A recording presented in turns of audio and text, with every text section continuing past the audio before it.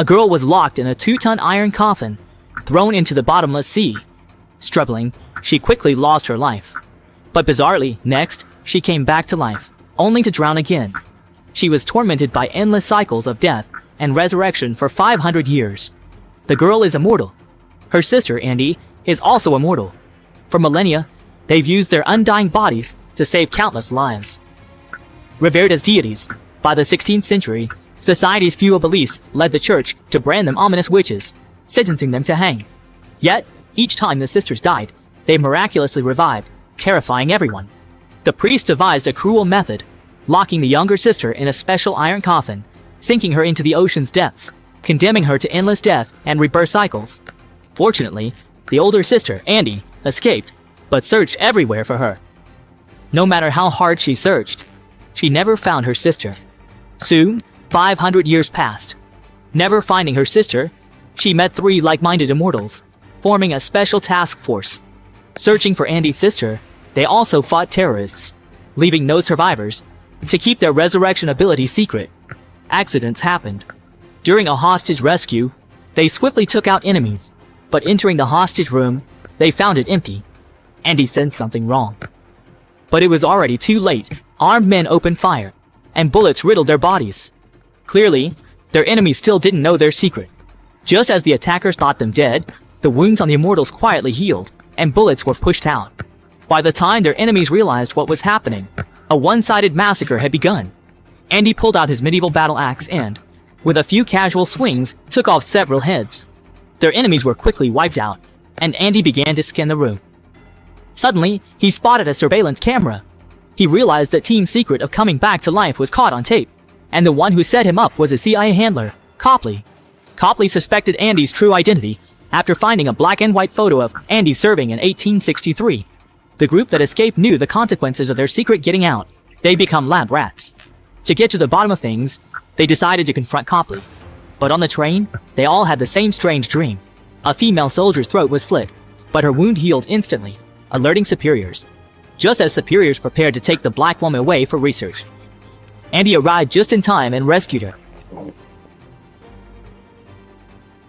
"Who are you?" and Ramakita's Cynthia.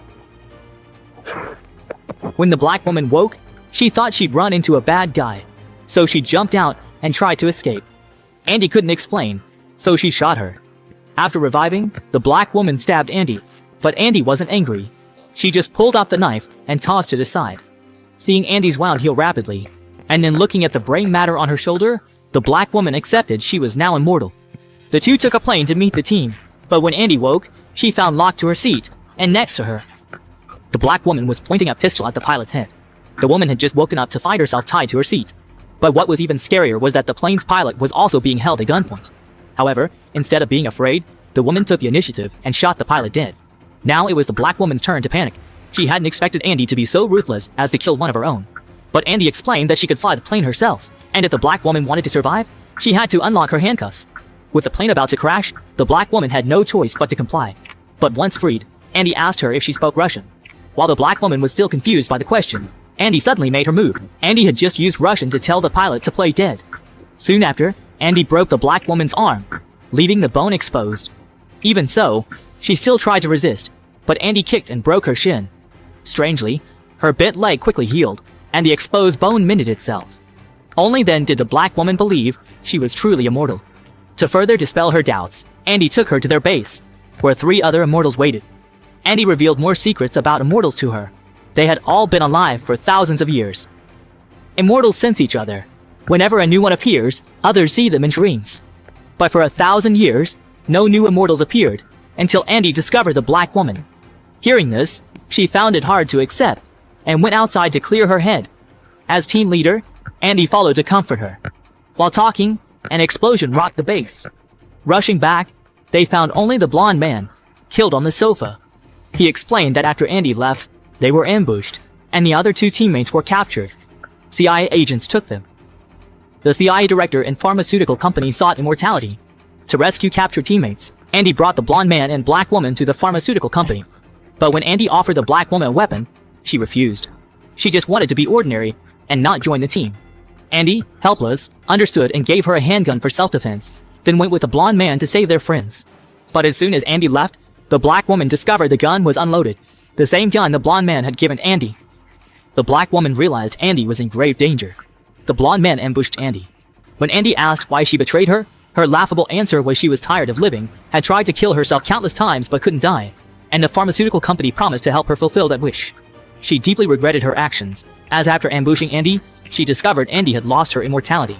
Meanwhile, the black woman arrived at the building, but as soon as she pulled out her weapon, bodyguards shot her dead. The others didn't know the black woman was immortal. As they moved to search her, she sprang into action, grabbed a weapon, and took out the enemies. Relying on her immortality, she quickly broke into the lab where her companions were held, but Andy didn't want to leave. Andy had seen her companions grow weary of immortality. Perhaps eternal life was a curse. But the black woman said it wasn't a curse, it was a responsibility. She had just learned from the detective about all the lives Andy had saved over millennia. Many of those people later became scientists in various fields, their research benefiting countless heroes.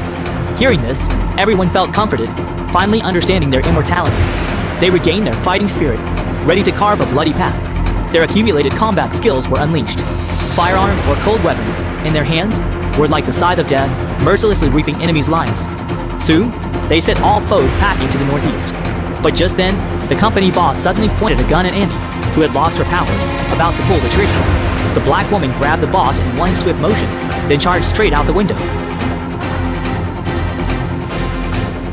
The black woman was revived, and the group escaped the pharmaceutical company. Andy found the detective, not to make things difficult, but to ask for help keeping the immortal secret. To atone for her mistakes, the detective agreed. As for the blonde, despite betraying her companions and not being truly bad, Andy punished her by making her reflect alone for 100 years. After a century, everyone would meet again. But for immortals, for Voodoo, this was the greatest punishment. To cope with loneliness, she numbed herself with alcohol daily. She thought the 100 years would pass quietly, but one day, returning home, she found her door lock broken. She quickly raised her gun, only to see a beautiful woman in red inside. The visitor was Andy's sister, sunk to the sea bottom by the church 5 centuries ago. What monster would 5 centuries of darkness and solitude create?